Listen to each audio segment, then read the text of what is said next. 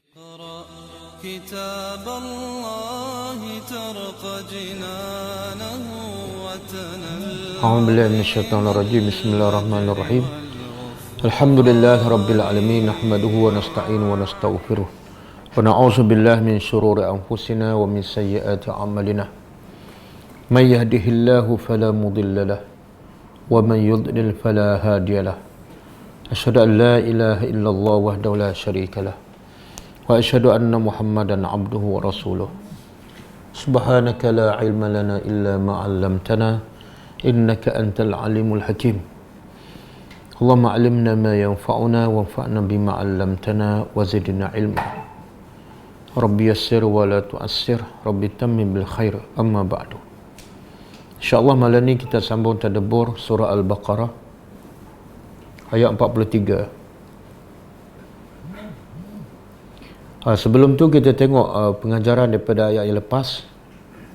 Dan Ustaz, suara tak berapa clear Ustaz.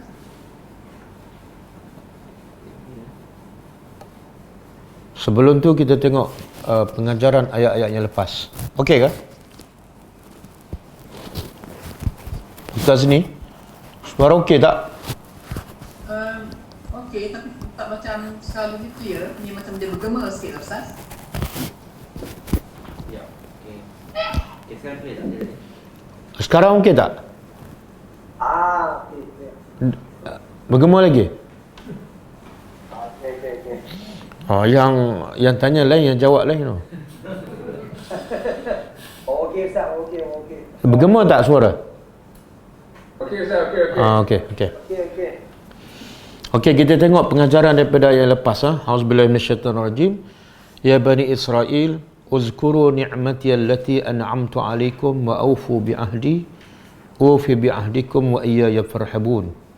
Wahai Bani Israel, sebutlah nikmatku ataupun ingatlah nikmatku yang telah aku memberi kepada kamu dan tunaikan janji kamu dengan aku kepadaku.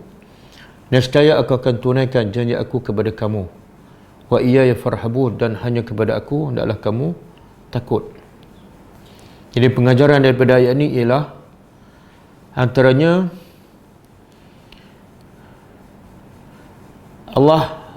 rahmat Allah kepada hambanya, walaupun hambanya sentiasa kufur kepadanya seperti Bani Israel. Dan antara bangsa yang paling degil ialah bangsa Bani Israel. Tapi rahmat Allah kepada mereka, Allah tetap memujuk mereka. Wahai Bani Israel, bahasa yang digunakan oleh Allah pun wahai, walaupun kepada hamba yang sentiasa kufur, ingkar dan degil dengan perintah Allah Subhanahu Wa Taala. Dan juga Allah di sini nak Bani Israel terus beriman kepada Allah. Caranya ialah dengan ingat nikmat Allah kepada mereka. Sebab biasanya manusia yang kufur kepada Allah ialah mereka tidak sedar bahawa nikmat yang ada pada mereka adalah daripada Allah Subhanahu Wa Taala. Maka mereka merasakan itu adalah hasil usaha mereka. Jadi dengan ingat nikmat yang Allah beri kepada kita, menjadikan kita kenal Allah, menjadikan kita cinta Allah, dan akhirnya menjadikan kita hamba yang taat. Kemudian ayat 41 Allah kata wa aminu bima anzaltu. Tengok, lepas Allah suruh ingatkan nikmatnya, perintah yang seterusnya ialah bila dah ingat nikmat yang Allah bagi, dan bila mereka dengan nikmat itu mereka kenal Tuhan, maka seruan seterusnya ialah beriman. Kalau kamu dah kenal Tuhan, maka berimanlah. Dan beriman kepada Allah tak mungkin berlaku melainkan beriman dengan kitabnya. Jadi arahan Allah wa aminu bima anzaltu musaddiqan lima ma'akum wa la takunu awwala kafirin bih wa la tashtaru bi ayati thamanan qalila wa iyaya fattaqun. Antara pengajaran dalam ayat ini ialah wajib ke atas Bani Israel beriman dengan Al-Quran. Sebagaimana mereka mendakwa mereka beriman dengan kitab Taurat dan Injil, maka wajib juga ke atas mereka beriman dengan Al-Quran. Sebab Quran datang bukan berbeza dengan kitab mereka, bukan bercanggah dengan kitab mereka, bahkan hanya sebagai musaddiqah, selari dengan apa yang mereka beriman. Kemudian antara pengajaran dia juga ialah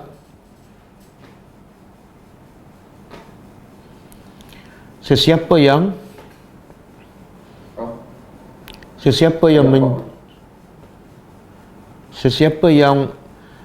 menjual ayat-ayat Allah untuk mendapat dunia yang Allah sebut sebagai samanan qalila, maka dia menyerupai orang Yahudi.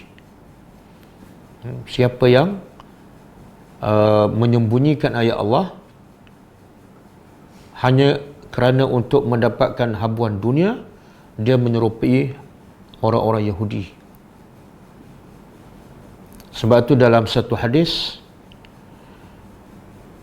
sahih dikeluarkan oleh Abu Daud, sabda Nabi SAW, man ta'allama ilman mimma yubtagha bihi wajhullah la yata'allamuhu illa liyusiba bihi aradan minad dunya lam yajid arfal jannah yaumal qiyamah. Maksudnya Nabi kata, siapa yang belajar satu ilmu yang sepatutnya dia mendapat redha Allah, tetapi la yata'allamuhu, dia tidak belajar ilmu tersebut, illa liyusiba bihi aradan minad dunya, melainkan untuk mendapat habuan daripada dunia, maka Nabi kata lam yajid arfa al-jannah, dia tidak akan dapat mencium bau syurga. Apa-apa saja ilmu, apatah lagi kalau ilmu agama. Jadi timbul persoalan, ramai yang belajar di universiti, di mana-mana sahaja, dia dapat tujuannya untuk dapat sijil, dan selepas dapat sijil tujuannya untuk dapat kerja. Kerja itu sebenarnya lebih kepada duniawi.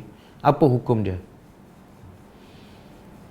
Adakah dia ni termasuk orang-orang yang menyerupai Yahudi dan juga tidak akan dapat mencium bau syurga?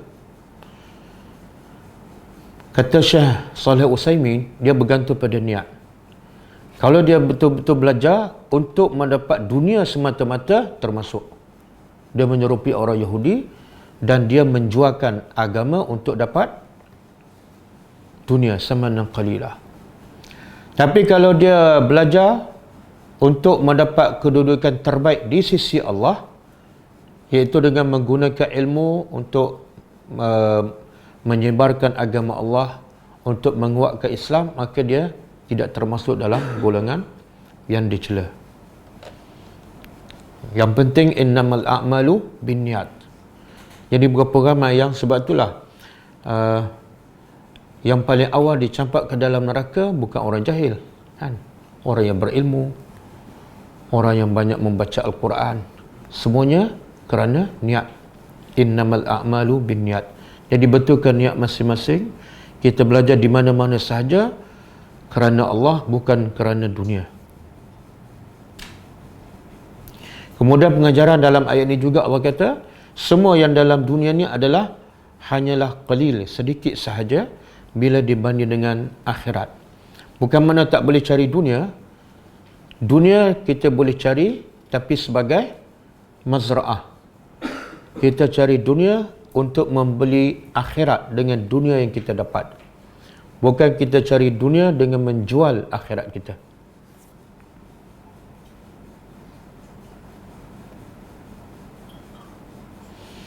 Pengajarannya juga ialah wajib bertakwa hanya kepada Allah. Wajib hanya takut kepada Allah.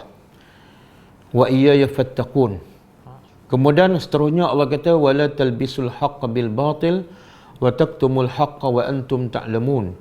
Jangan kamu campur adukkan antara hak dan batil, dan jangan kamu sembunyikan kebenaran sedangkan dalam keadaan kamu tahu, kamu sedar. Antara pengajaran ayat ini ialah wajib kita sebagai orang beriman membezakan antara hak dan batil. Kalau kita tak tahu, wajib kita belajar. Dan kayu ukur untuk membezakan hak dan batil ialah Al-Quran. Selagi mana manusia tidak mempelajari Al-Quran, dia tidak dapat bezakan antara hak dan batil. Al-haqqu min rabbika wa la takunna minal mumtarin. Pengajarannya juga ialah yang ada Dalam kehidupan kita ada dua je. Satu hak, satu batil. Tidak ada yang ketiga. Sebab itulah balasan di akhirat pun hanya dua, surga dan neraka. Jadi berhati-hati dalam kita memilih sama ada hak ataupun batil. Pengajaran juga yang ketiga ialah haram menyembunyikan kebenaran. Bila kita dapat kebenaran, wajib kita sampaikan. Tengok keadaan. Ada ketika kalau kita tak sampaikan, kita dilaknat oleh Allah. Ada ketika tak sampaikan, tidak dilaknat. Contohnya, orang tanya ilmu daripada kita, dia nak permainkan kita. Kita pun diam. Itu tak termasuk dilaknat. Tapi dalam keadaan kita tahu dia betul-betul jahil, dia nak ilmu, kita tak menjawab. Maka kita termasuk orang yang yal'anuhumullah, yang dilaknat oleh Allah Subhanahu wa taala.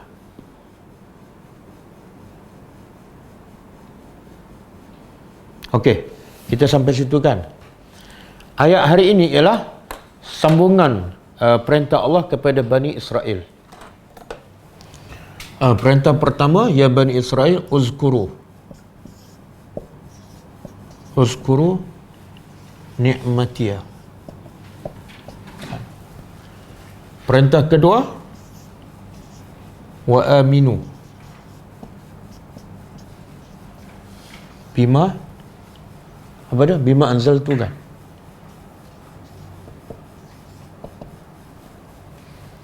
Hari ini perintah ketiga, wa aqimus salah.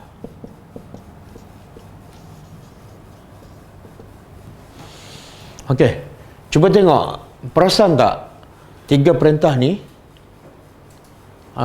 dia kait mengait dan ikut susunan dia. Pertama, Allah suruh Bani Israel ingatkan nikmat Allah kepada mereka. Tujuannya apa? Apa tujuan? Supaya mereka kenal Tuhan. Punca mereka lupa pada Allah, kufur, ialah mereka tak sedar nikmat yang ada bersama mereka adalah daripada Allah. Okey, jadi tujuan pertama, kenal Tuhan. Bila dia kenal Allah, perintah seterusnya beriman. Jadi ini proses pendidikan ni. Sebelum kita suruh orang percaya ke beriman, bagi dulu kaedah bagaimana dia nak kenal Tuhan.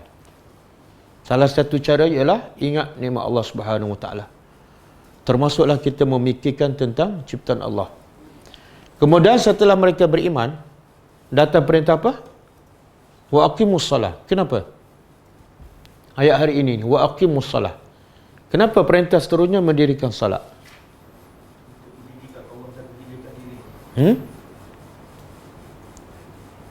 Yalah, kenapa selepas beriman dirikan solat? Apa dia?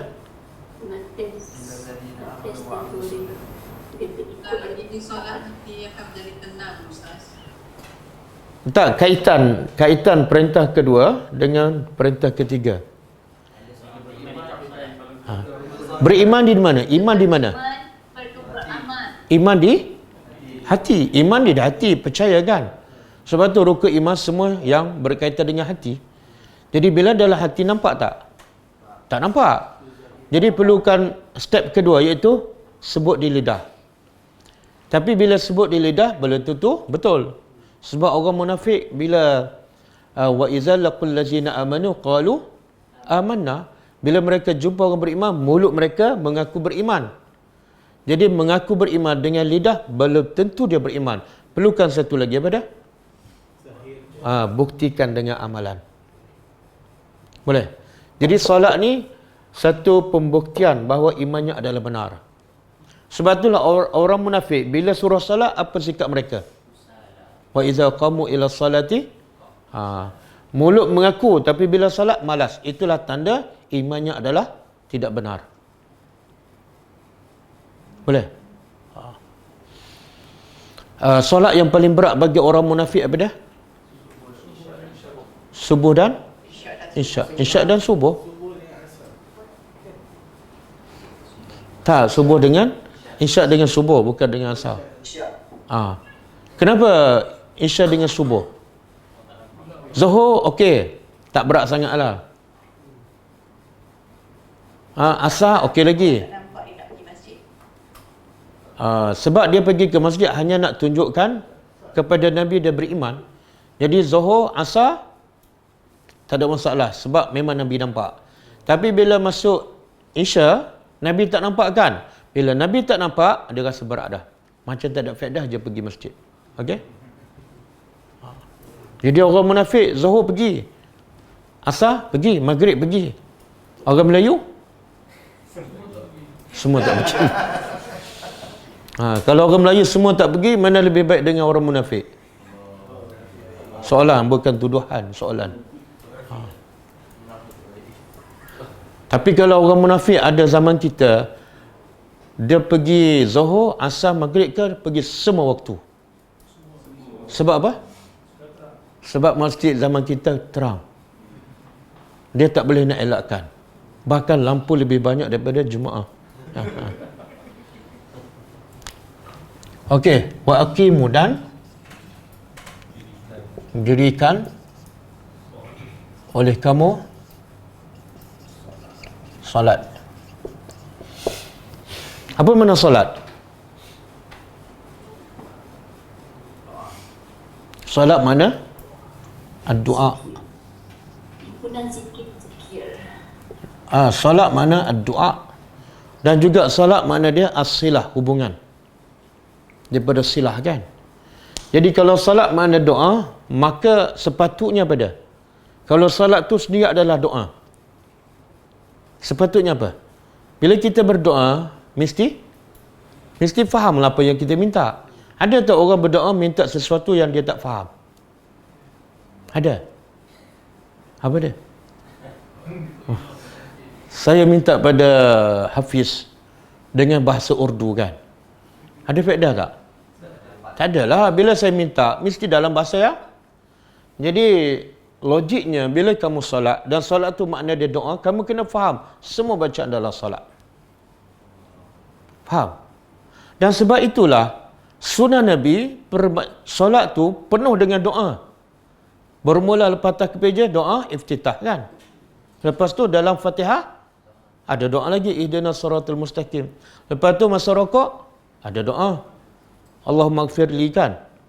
Lepas tu masa intidak ada doa, masa antara dua sujud ada doa, masa sujud ada doa, masa tahiyat akhir ada doa. Bahkan Nabi suruh perbanyakkan doa ketika sujud. Dan sebab itulah lepas solat sunnah Nabi zikir, bukan doa kan.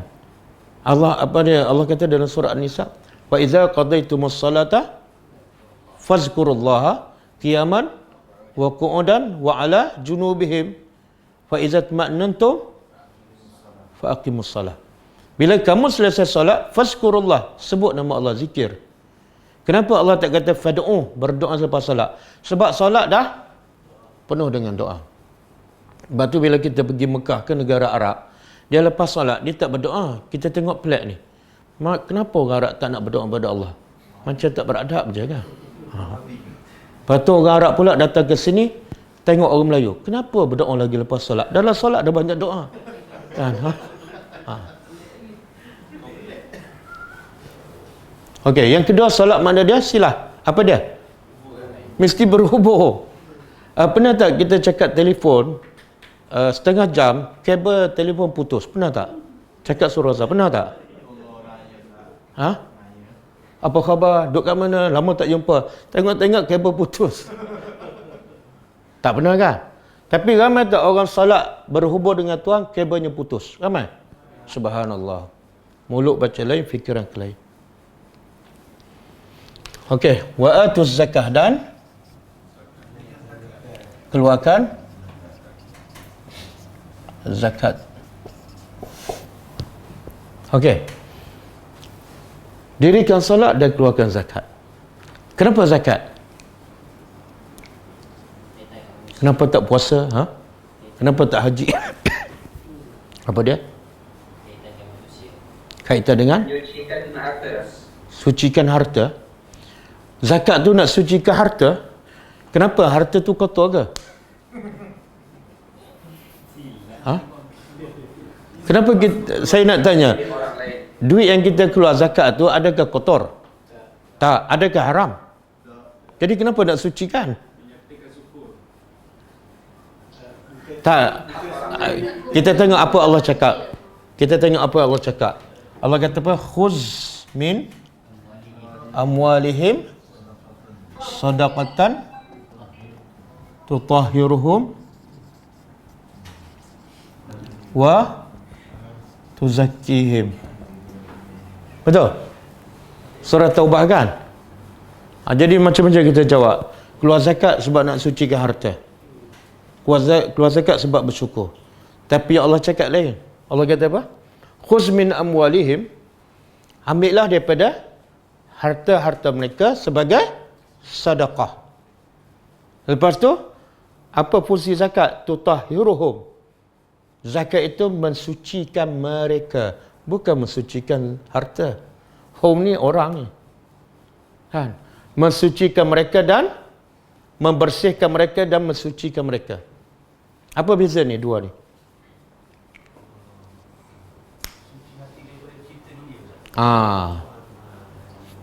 Bagus lepas ni. Best student. Walaupun jarang datang tapi boleh jawab. Dia sucikan hati daripada cinta dunia, daripada kedekut, daripada pentingkan diri.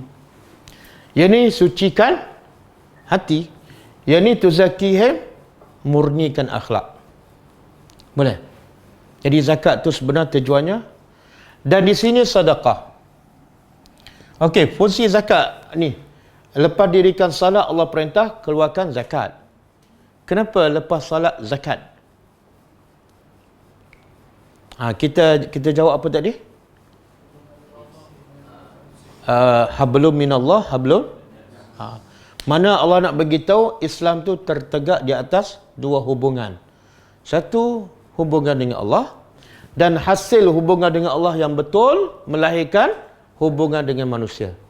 Kalau kamu salat seorang-seorang, tak peduli pada orang, salat tak betul itu. Sebab tu Allah mencelakan orang yang apa? Antara sebab manusia tak masuk syurga ataupun masuk neraka. Ma salakakum fi saqar? Qalu lam nakum minal musalli. Kami tak salat. Yang kedua, walam nakun nut'imul miskin. Dua sekaligus. Boleh? Jadi tanda solat tu betul, dia ada rahmat kepada orang. Sama ada bagi zakat ataupun infak ataupun apa-apa je. Okey, itu satu. Yang kedua, Allah kata ni sebagai sedekah. Jadi kita tengok aturan ya. Yang keempat pada wa atuz zakah. Beriman saja dalam hati tak nampak. Kalau dia ucap pun belum tentu betul, kan? Ramai orang bercakap tak betul macam munafik. Jadi nak buktikan iman dia benar pada solat. Bila bab solat ramai yang sangkut. Okey, ada orang lepas bab solat, maka Allah nak bukti satu lagi pada zakat. Kadang-kadang solat dia boleh buat sebab apa? Sebab tak perlu keluarkan duit. Kan? Kita kalau diberi pilihan, nak solat ke nak bagi duit kat orang?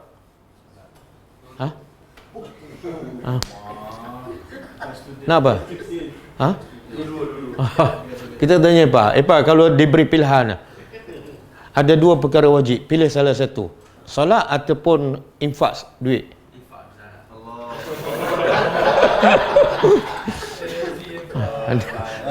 Ini baru malam keempat tu dah nampak cahaya iman tu.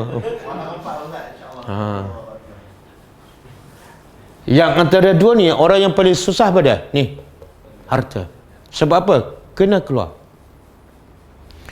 Keluar pula kepada siapa ni?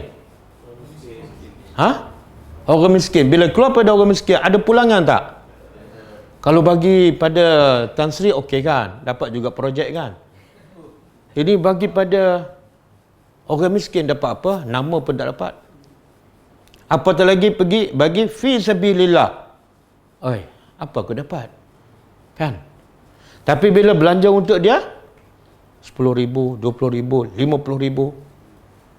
Kan? Jadi bila keluar zakat inilah sebagai apa? Sedekah. Kenapa nama sedekah? Sedekah daripada perkataan apa?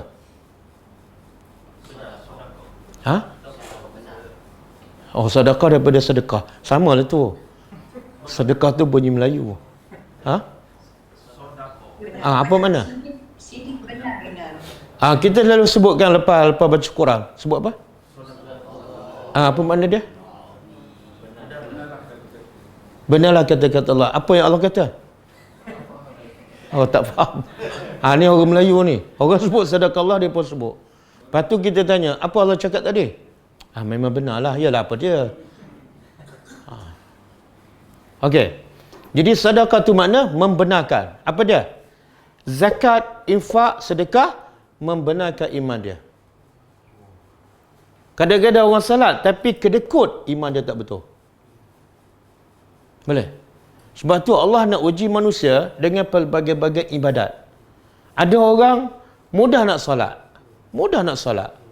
Kan? Kadang-kadang boleh bangun malam sampai hitam dahi. Tapi bak duit, ya Allah, berkiranya 5 sen dia ambil lagi.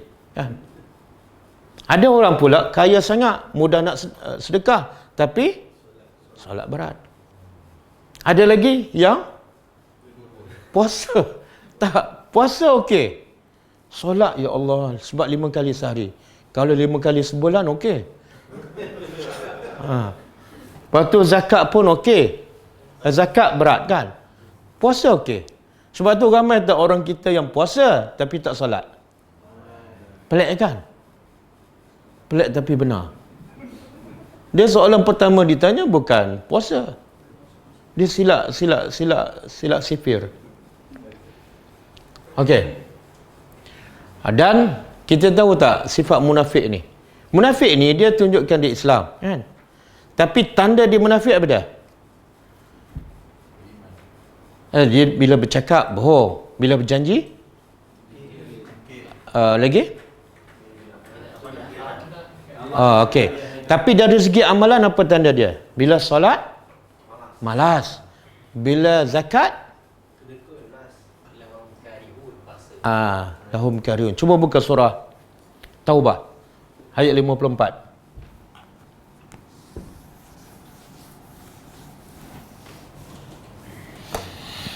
Allah kata apa? Wa iza qamu ila salati wala ya'tuna salah wala ya'tuna as-salata illa wahum kusala. Kemudian zakat pula wala yunfiquna illa wahum karihun. Ya Allah, tengok Allah nak buktikan iman seseorang. Salah satu Allah uji dengan solat. Bila dia rasa berat nak solat, rasa malas, dia ada sifat munafik. Mana di sini ada masalah ni, iman dia ada masalah. Kadang-kadang dia solat okey, Allah uji satu lagi, apa dia? Zakat. Tengok apa sifat orang munafik. Wala yunfiquna, dan mereka tidak menginfak kecuali wahum karihun, kecuali mereka apa karihun? Rasa berat, rasa benci je. Tapi dia bagi juga. Kenapa orang munafik benci infak?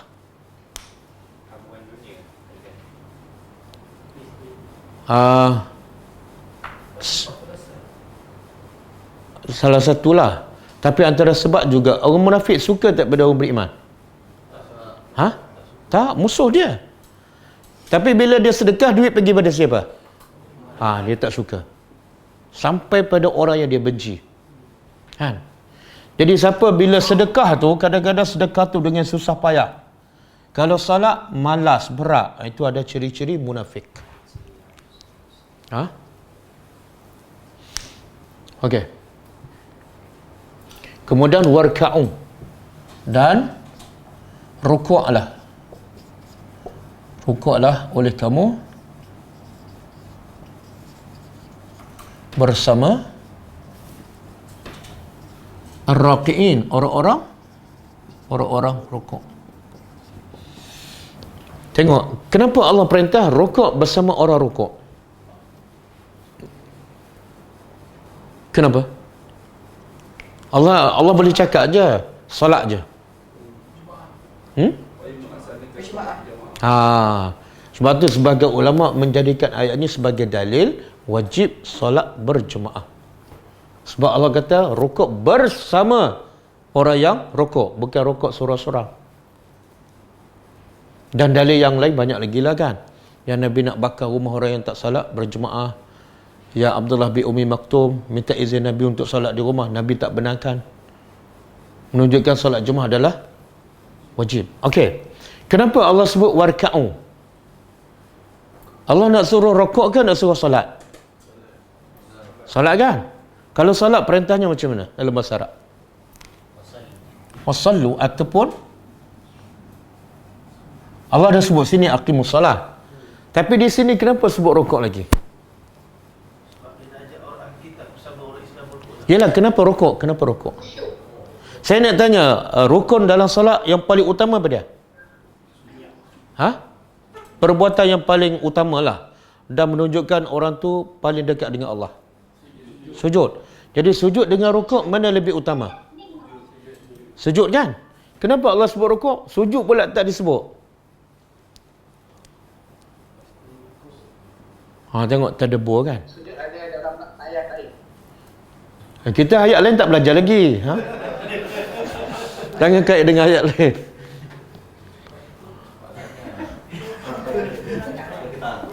Tak apa. Jawab salah tak apa. Yang penting jawab. Apa dia? Rukuk tu maksudnya khusyuk. Rukuk maksud dia khusyuk. Bukan. Apa dia? Betul. Yahudi bila dia salat dia tak rukuk. Macam mana Epa tak boleh jawab? Subhanallah. Tengok orang Yahudi bila salat tak ada rukuk. Kalau Allah tak sebut rukuk, Allah kata dirikan salat kan? Dan Allah tak sebut rukuk. Yahudi kata apa? Kami dah salat. Tengok Allah nak betulkan fahaman dia. Salat yang aku suruh ada rukuk. Salat yang kamu buat tak ada rukuk, itu bukan salat daripada aku. Boleh?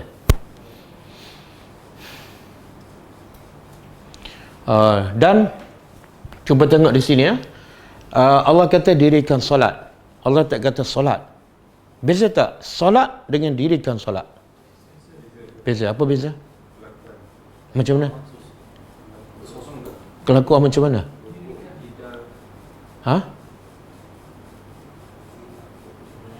Dia sebutlah. Jangan kata beza saja. Cuba bagi perbezaan tu.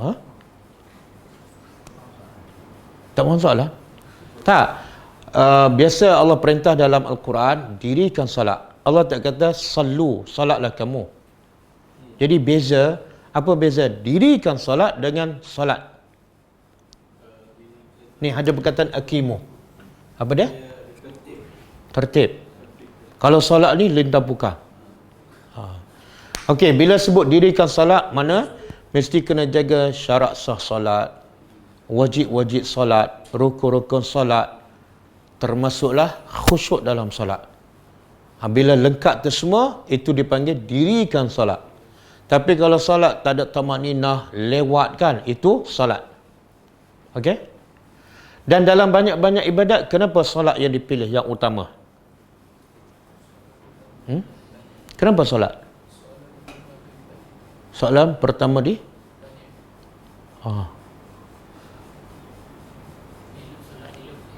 apa dia? Kalau solat tu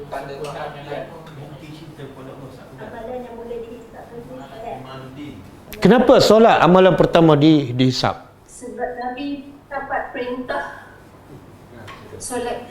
Sebab solat tu lah hubungan kita dengan Allah. Solat tu hubungan kita dengan Allah. Tapi puasa hubungan dengan Allah juga kan?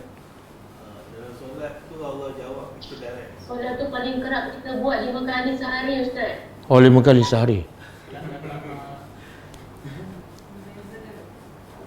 Dia jawapan tu semua betul. Pendidikan Allah bukan? Dapat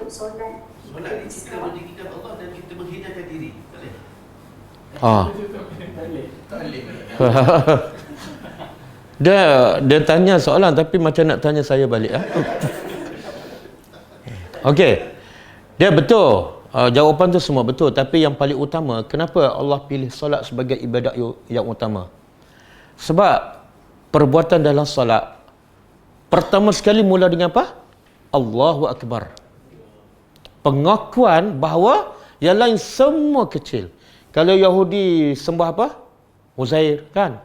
Nasrani sembah Isa. Bila masuk salat sebut Allahu Akbar, mana dia menafikan yang lain bukan Tuhan. Satu. Yang kedua, perbuatan solat bila rukuk, mana apa? Kita hanya berhak rukuk hanya kepada Tuhan yang satu saja. Dan bila sujud, lagi menunjukkan kita ni betul-betul hina di hadapan Allah yang Maha Agung.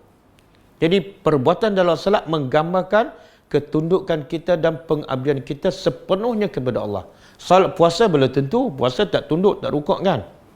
Boleh. Jadi Allah nak buktikan betul-betul kamu beriman kepada aku dan sembah aku, cuba solat. Tengok macam mana solat. Okey? Dan juga solat ni, nak tanya Ustaz? ya? Ya. Okey. Ayat ini diturunkan adakah untuk Yahudi dan Nasrani ataupun ayat ini diturunkan selepas perintah solat diberi kepada Rasulullah? Tak, ayat ni diturunkan. Tengok ayat yang ni. Ya Bani Israel uzkuru ni'mati. Ini sambungan. Ini perintah kepada Bani Israel setelah turunnya perintah solat. Setelah turun perintahnya solat. Dan ayat ini madaniyah setelah diwajibkan solat. Tapi walaupun ayat ini khusus untuk Bani Israel, tapi pengajarannya untuk semua. Kita dah belajar semalam, kan? Kenapa Allah khususkan Bani Israel? Supaya beriman dengan Quran, supaya dirikan salat. Kenapa? Semalam, siapa ingat? Kenapa? Mereka ada Taurat. Sebab Allah utamakan mereka, sebab mereka ada ilmu, ada kitab Taurat. Mereka yang paling utama beriman kepada Allah berbanding dengan orang musyrikin Mekah. Orang musyrikin Mekah tidak ada kitab. Kan? Jadi perintah dalam ayat kita belajar ni adalah perintah kepada Bani Israel. Tapi pengajarannya adalah untuk semua. Satu lagi, Allah nak bagi tahu solat ni sebab dengan solat ni bila kita berhubung dengan Allah, faedah paling besar apa dia? Faedah paling besar. Apa dia? Yalah, faedah hubungan dengan Allah yang paling. Rasa diri hina. Yalah, kesan daripada rasa hina tu apa dia? Tenang lah, tenang. Kita nak tenang, kan? Betul tak? Ala bi zikrillahi tatmainnul. Semua manusia nak tenang, tapi tak mungkin dia tenang kalau dia tak solat dengan betul. Sebab tu ayat ni surah Al-Ma'arij. Allah kata apa? Innal insana, surah Al-Ma'arij ayat 19. Khuliqa halu'a.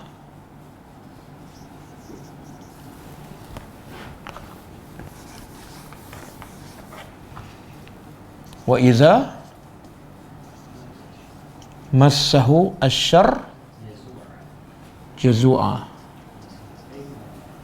Wa iza massahu al-khair manu'a. Illa al-musallin allazina hum fi salatihim daimun. Allazina hum ala salatihim daimun. Cuba tengok. Cuba terjemah. Innal insan, sesungguhnya manusia khuliqa, dicipta secara semula jadi adalah halu'a. Apa makna halu'a? Keluh kesah, gelisah, kan? Itu fitrah. Tapi macam mana nak hilangkan? Allah kata, kemudian Allah huraikan apa maksud halu'a, iaitu wa iza massahu syarr, apabila dia ditimpa syarr, musibah, keburukan, maka jazua, dia kesah, dia marah. Betul, kan? Aksiden, marah tak? Orang langgar kita, marah. Duit kita hilang, marah. Anak kita sakit, resah. Wa iza masaul khair, apabila dia ditimpa ataupun diberi khair, kebaikan, apa pula? Menu'a. Apa dah? Kedekut, betul kan? Bila orang bagi 1,000 pada kita, kita nak bagi balik pada orang berapa? Ha? Lepas tu orang bagi 5,000 pula kan? Ni saya bagi 5,000 ni, kalau boleh sedekahlah pada orang 3,000. Kita kata apa? Kalau nak suruh saya sedekah, jangan bagi kat saya. Jadi bila diberi kebaikan, dia manu'ah, jadi kedekut. Kecuali illal musallin, kecuali orang yang solat. Apa maksud? Orang yang salat tidak ada halu'ah, tidak keluh kesah, tidak risau, tidak gelisah, tidak sedih. Macam kita baca semalam kan? La khaufun alaihim, tenang je. Apa maksud dia? Maknanya orang beriman bila ditimpa musibah, redha, sabar. Bila diberi nikmat, semakin bersyukur kepada Allah. Solat yang macam mana ni? Allazina hum ala salatihim daimun, yang sentiasa jaga solat 5 waktu di awal waktu. Okey, boleh Ini kepentingan solat lah. Semoga di bulan Ramadan ini solat kita menjadi lebih baik dan memberi ketenangan pada kita. Okey. Kemudian Allah tegur Bani Israel, Atamuruna,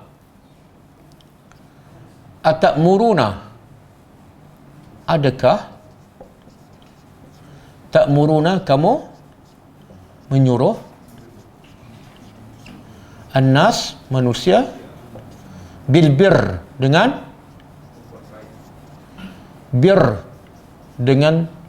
kebaikan. Kebaikan. Dia bahasa Arab macam ni. Tulisan sama.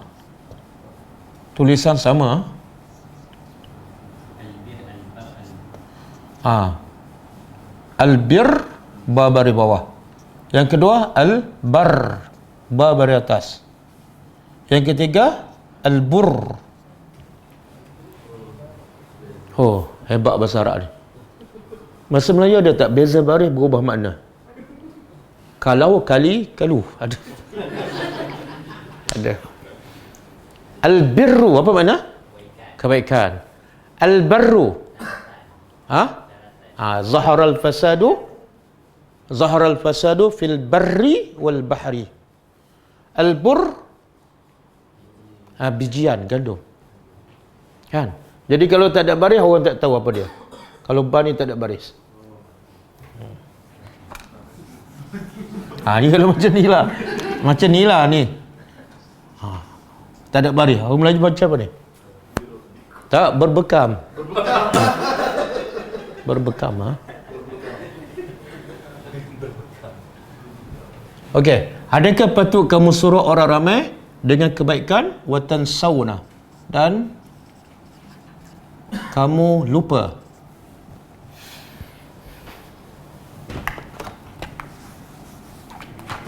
Kamu lupa anfusakum, diri.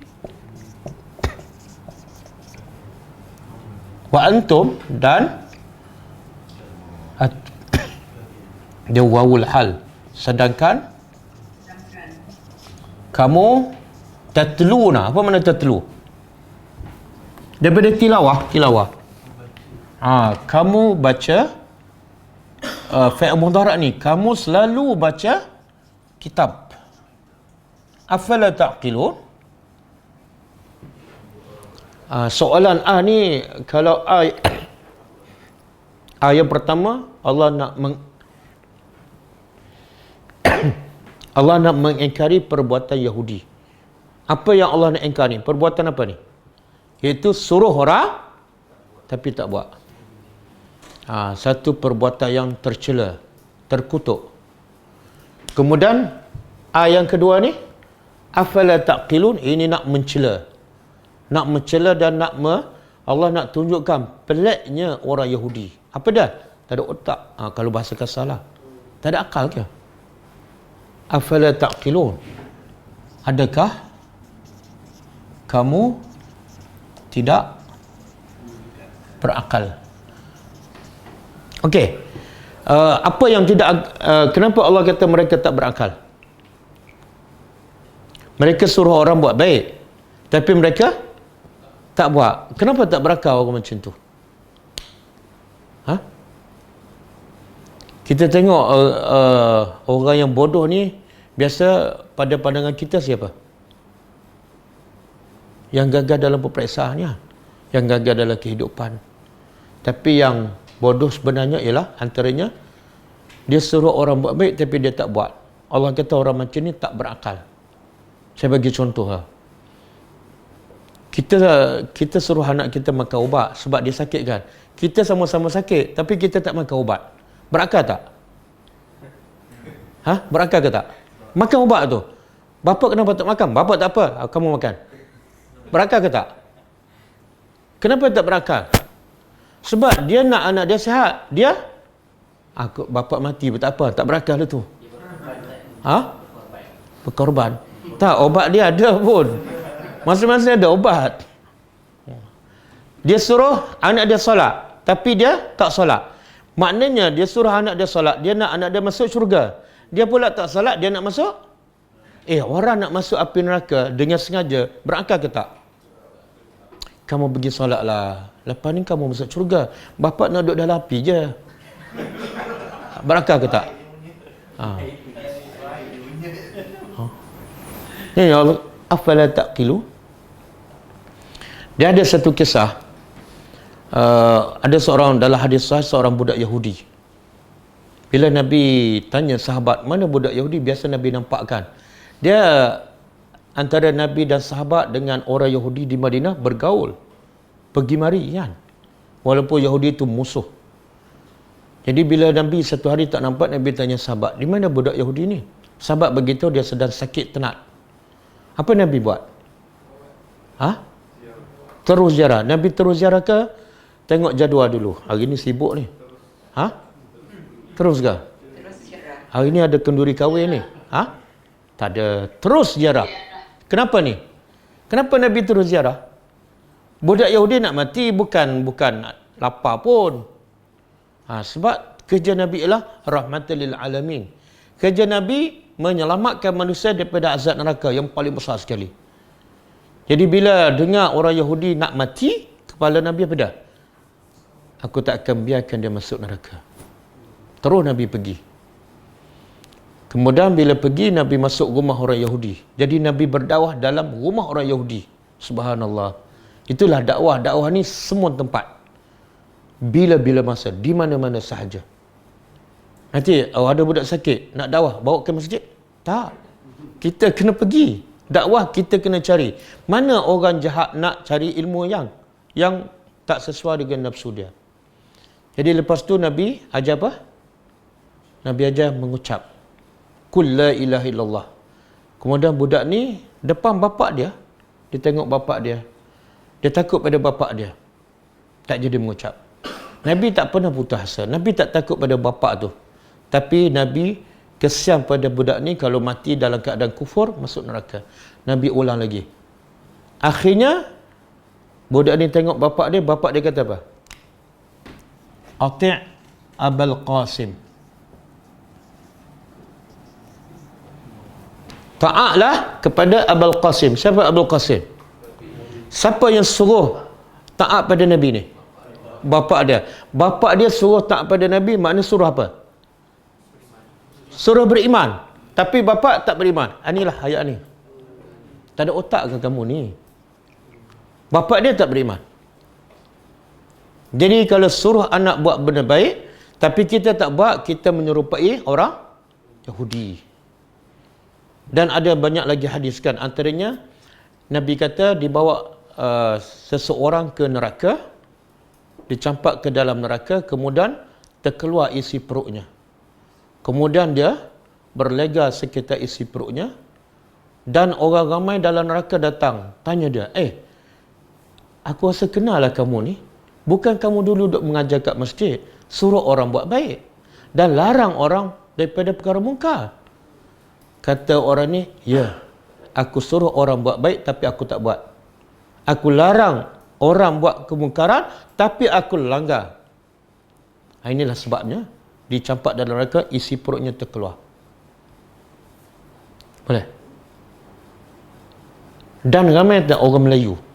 Walaupun ayat ni untuk Bani Israel, tapi dia ada kaitan tak dengan Bani Melayu? Ada. Ramai tak orang Melayu suruh anak buat baik tapi dia tak buat? Ramai. Saya bagi contoh lah. Biasa kita tengok. Kadang-kadang kita tengok mak ni, dia tak pakai tudung. Tapi dia hantar anak dia sekolah tahfiz. Ataupun sekolah agama kan. Jadi mak ni suruh tak anak pakai tudung? Suruhlah, sebab itu uniform kan. Tapi dia tak pakai. Perangnya ada persamaan dengan Yahudi. Pakai tudung kan? Pakai tudung sekarang nak pergi sekolah. Nasib baik anak dia kecil lagi. Kalau tak, dia kata apa? Mak pakai dulu. Sebab mak nak mati dah. Kan?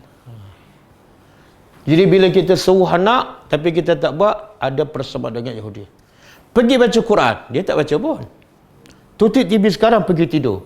Anak pergi tidur, dia buka TV. Kan? Apa tengok TV sampai tengah malam? Dia pula pukul 2 pagi buka TV tengok. Saya tak kata.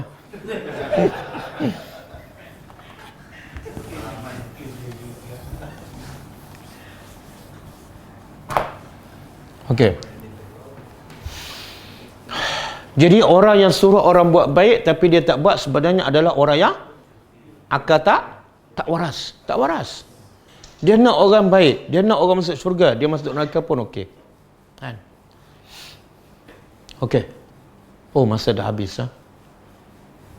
Masa dah habis. Kita berhenti setakat ni. Sebab kita tak nak nanti dah semakin panjang, semakin mengantuk kan. Ke nak tambah satu lagi? Jafar jangan jawab lah. Orang bujang nak jawab pula. Orang ada universiti tak jawab. Satu lagi lah Ustaz. Boleh Ustaz, satu lagi. Tengok orang ada keluarga tu jawab nak lagi. Sampai 11.30? Kalau siapa komplain jangan marah kat saya. Marah kat yang nak minta 11.30 tu. Okey, wasta'inu. Dan wasta'inu, mintalah pertolongan. Istabri, dengan sabar. Minta pertolongan dengan sabar. Minta pertolongan untuk apa ni? Minta pertolongan untuk apa? Untuk mendirikan solat, untuk zakat, apa-apa saja tanggungjawab kita sebagai hamba Allah. Dan semua perintah Allah berat tak? Walaupun namanya solat 2 rakaat, tapi berat kan? Jadi Allah ni sayang pada kita. Allah suruh solat, Allah suruh zakat, Allah suruh tutup aurat, dan Allah tahu itu berat, maka Allah bagi kaedah untuk meringankan bebanan tanggungjawab itu. Caranya apa? Dengan sabar. Macam mana sabar boleh meringankan tanggungjawab kita? Macam mana tu?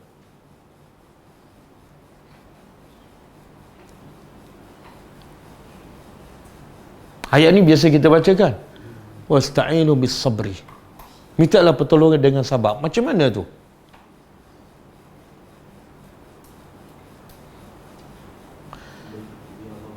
Sebelum jawab soalan, saya nak bagi analogi kan. Saya ada 2 guni beras. Kan? Kemudian Syahmi, saya minta tolong Syahmi angkat. Kan? Jadi saya minta pertolongan dengan Syahmi untuk angkat barang. Okey? Lepas dia tolong angkat, barang tu jadi apa? Ringan kan? Ringan. Jadi Syahmi tu seumpama sabar. Dengan sabar, tanggungjawab saya menjadi ringan. Jadi Allah nak begitu. Dengan sabar, semua ibadat kamu, semua kerja buat kamu akan menjadi ringan. Sebab sabar membantu. Cuma kita nak faham macam mana sabar boleh bantu kita menjadi ringan ibadat tu. Boleh jawab? Sebab Allah bersama orang yang sabar. Itu ingatkan nikmat syurga. Tak, saya tanya soalan dia bagaimana sabar tu boleh meringankan. Kalau jawab Allah bersama orang sabar, dia tak masuk tu. Saya nak tahu bagaimana sabar boleh meringankan kerja saya. Menerima seadanya, Ustaz. Menerima seadanya. Tu macam terpaksa redha aja, ha?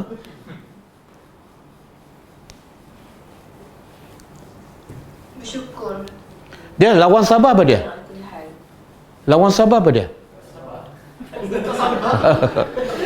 Oh, susahnya. Lawan putih apa dia? Tak putih lah.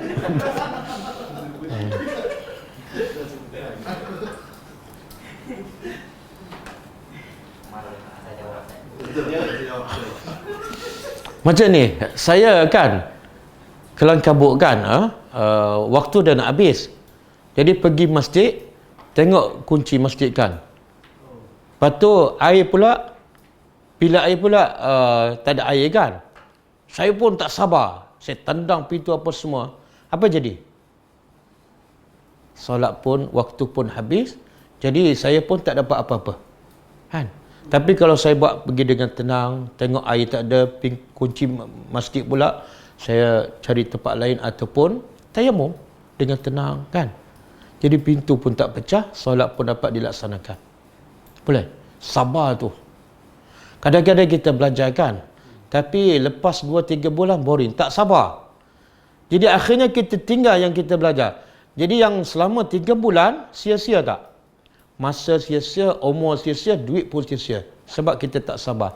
Tapi kalau kita sabar lagi, contohlah 3 bulan lagi, kita akan dapat ijazah, contoh. Boleh? Banyak benda, bila kita tak sabar, banyak benda tak boleh buat. Tapi bila kita sabar, tenang, macam-macam ibadat kita boleh buat. Boleh berzikir, boleh baca Quran. Tunggu orang kan?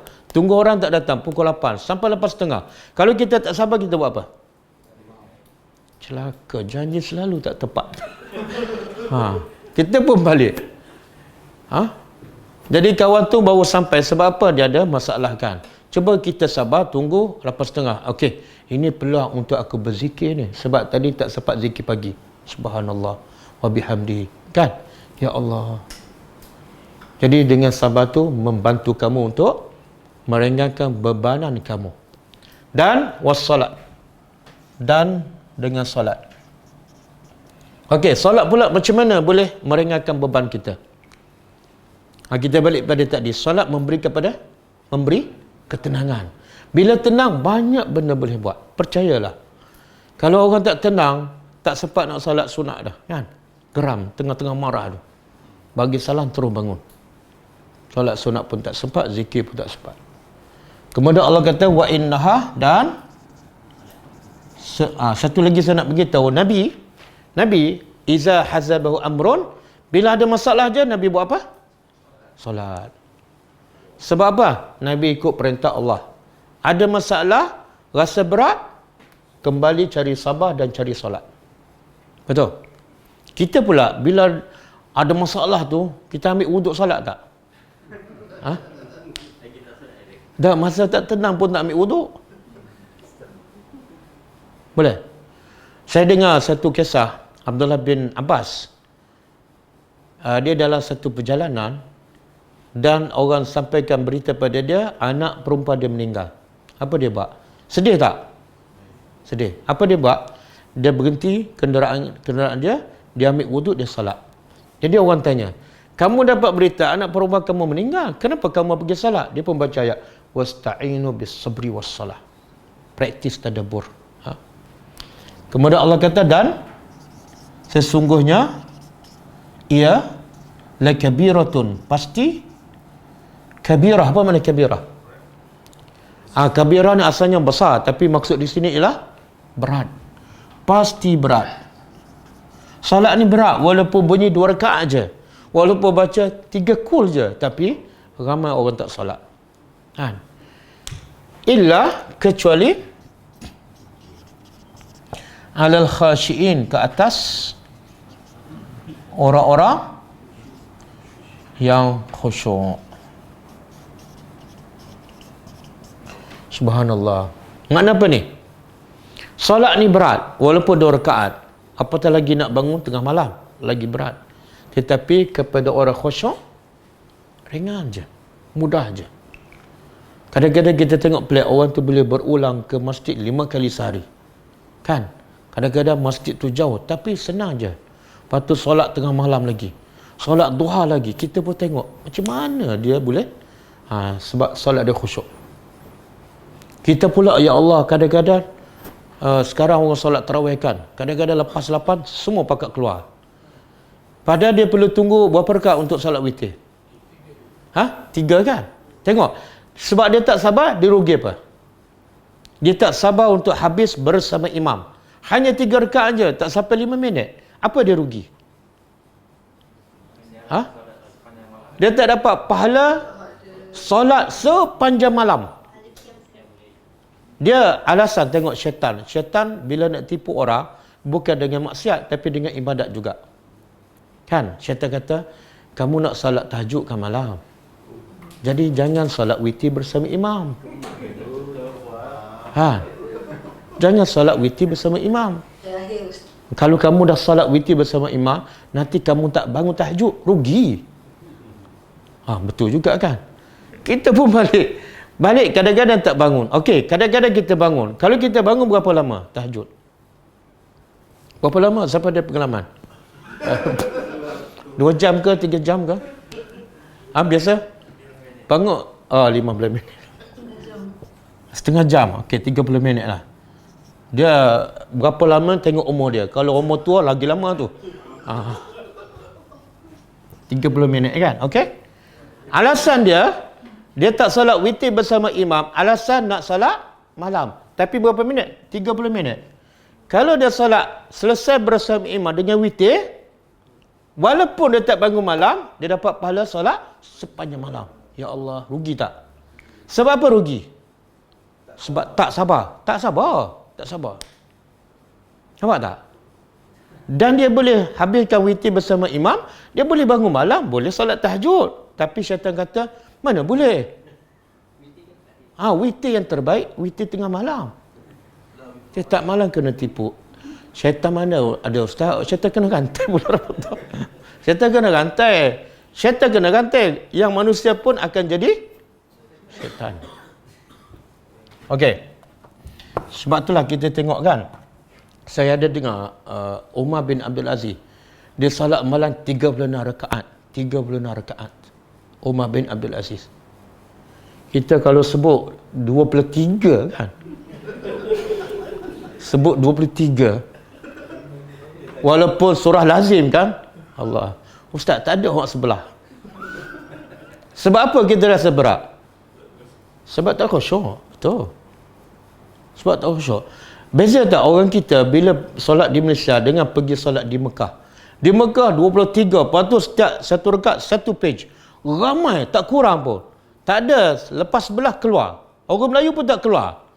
Tapi bila balik Malaysia, sebelah keluar. Kenapa di Mekah lain? Sebab ada khusyuk. Dia khusyuk. Bila khusyuk ada kekuatan. Kenapa kat Mekah khusyuk? Sebab ada Kaabah ke? Sebab apa? Dia pelik ni orang Melayu ni. Bila pergi kat Mekah, dia boleh solat 23. Lepas tu subuh, dia pergi subuh pukul kata 5.30. Pukul 3 dah ada masjid. Tapi di kampung dia, masjid tepi. Orang komat tak bangun lagi. Kenapa di Mekah dia boleh solat lama?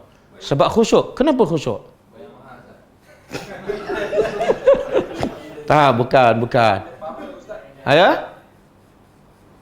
Apa dia? Biar suasana. Tak, dia antara sebab tak khusyuk pada. Sebab ada dunia dalam kepala kita. Angkat takbir je fikir dunia. Patut imam pula baca panjang. Taubat dia tak datang dah besok. Tapi bila kita pergi ke Mekah, kita tinggal tak semua urusan dunia. Pasal kerjaya, pasal pangkat, pasal kereta mewah, pasal semua kita lupa. Pasal anak semua kita lupa. Itu menjadikan kita lebih khusyuk. Tapi bila sampai ke airport je, anak ada, isteri ada. Habis. Subuh besok tak pergi dah masjid. Ambil masa lah ustaz nak pulih. Okey, boleh ha? Jadi kalau khusyuk, jadi ringan solat. Dia sebab tu Nabi kan, Nabi solat sampai bengkak kaki kan. Aisyah tengok pelik kan. Ya Rasulullah, kamu dah diampunkan dosa. Kamu akan masuk syurga yang pertama. Apa pasal solat sampai bengkak? Kan? Jadi siapa yang pelik? Yang menengok Nabi solat ke yang Nabi yang solat tu? Yang tengok kan? Bagi Nabi senang sebab Nabi khusyuk. Sampai Nabi boleh baca 3 surah panjang. Apa? Al-Baqarah, Ali Imran. Dalam satu rakaat, ya Allah. Ustaz, saya 3 rakaat, 3 surah juga dalam satu rakaat, 3 kul. Boleh? Jadi insya-Allah minggu depan pula. Kelah ni dia tak malam. Besok insya-Allah kita bincang pasal khusyuk dalam solat dan kita sambung. Ada soalan daripada Zoom. Daripada Zoom ada soalan. Tengok apa Allah cakap. Kita tengok apa Allah. Apa dia? Ada hadis tentang doa berlindung dari ilmu yang tidak bermanfaat. Ya. So kayu ukur bagaimana nak tahu satu ilmu itu bermanfaat. Ada dalil tak? Okey. Ada hadis sahih bahkan menjadi wirid harian. Nabi ajar kita supaya selalu baca doa ni setiap pagi. Apa dia? Allahumma inni as'aluka ilman nafi'ah wa rizqan tayyibah kan. Wa amalan mutaqabbala. Ya Allah, aku mohon kepada Engkau supaya dapat ilmu yang bermanfaat. Apa maksud ilmu bermanfaat? Iaitu ilmu yang diamalkan. Pastilah ilmu yang betul. Jadi ilmu yang tak bermanfaat ialah dia belajar banyak tapi satu pun tak amal. Itu ilmu yang sia-sia. Jadi kita minta, ya Allah, biarlah yang kita belajar bukan setakat kita faham tapi terus kita dapat amalkan. Maka itu akan menjadi manfaat. Dan lagi manfaat apa dia? Lagi manfaat apa dia? Kita ajar pada orang. Yang Nabi kata bila mati anak Adam terputus amalannya kecuali 3 kan. Salah satu ilmu yang bermanfaat iaitu yang dia ajar pada orang. Dia dah mati, orang amal ilmu yang dia ajar, maka pahala terus sampai ke kuburnya. Ustaz, kalau Ramadan diuji ngantuk sangat-sangat di malam hari, tipsnya kena banyak bertaubat ke? Ramadan diuji dengan mengantuk. Diuji mengantuk ke memang nak mengantuk sangat? Dia sebenarnya macam ni. Ini tips lah bagi saya lah. Tak tahulah bagi orang lain. Dia sebenarnya mengantuk ni antara punca dia apa dia? Antara punca makan. Sebab orang Melayu bila berbuka dia tak makan sikit. Ustaz, saya makan sikit je, cuma banyak jenis. Banyaklah tu. Kan? Mi goreng sikit. Kan? Roti jala 2 kan? Betul. Sebab saya pengalaman saya duduk kat Mekah. Di Mekah bazar Ramadan tak ada. Kuih-kuih pelik bulan Ramadan tak ada. Bila kita pergi masjid, simple je roti, susu. Dengan tu kita solat tarawih. Khusyuk. Boleh berdiri lama. Sebab badan jadi ringan. Bila makanan tak banyak, badan jadi ringan. Tapi bila kita makan banyak, air pula 2-3 gelas kan? Tersandar. Dia bukan solat tarawih ni. Solat maghrib dah lewat dah. Sebab masa makan dah habis lama.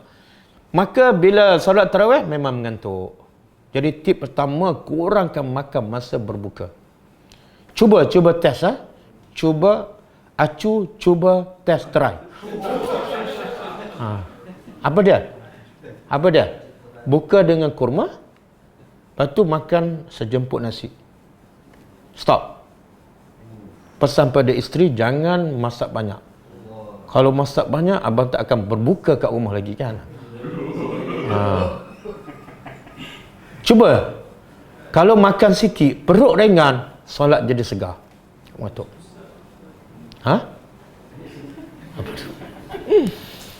Itu tips yang pertama lah. Tips yang kedua, dia dosa. Bila kita banyak dosa, jadi ibadat jadi berat lah. Dia sebenarnya mengantuk tu satu sebab makan kan. Yang kedua sebab apa? Sebab solat tu. Bila ada dosa, ibadat jadi berat kan. Buktinya apa? lepas tarawih segar. Kan? Masa lepas tarawih dia pergi moreh kan? Sebelum ni lah. Ada tak masa moreh tu mengantuk je? Tak ada. Orang yang sama masa solat duduk kat tiang menyandarkan. Tapi masa makan tak cari tiang. Dia cari makanan je. Itu bukti sebenar. Dia tak mengantuk. Tapi sebab solat tu nafsu tak suka, imam pula baca panjang dan dia tak faham, itu menyebabkan dia mudah mengantuk. Jadi kurangkan dosa, bertobat daripada dosa. Okey. Cukup lah? 11.30 dah. Ada soal lagi? Ada lagi? Tak ada dah. Besok insyaAllah kita jumpa pukul 10.30 pagi ya. Sambung tadabbur surah Al-A'raf insyaAllah. Okey, kita tutup dengan membaca tasbih kafarah. Subhanakallahumma wa bihamdika asyhadu an la ilaha illa anta astaghfiruka wa atubu ilaik. Assalamualaikum warahmatullahi wabarakatuh. اقرأ كتاب الله ترق جنانه وتنل عظيم الأجر والغفران.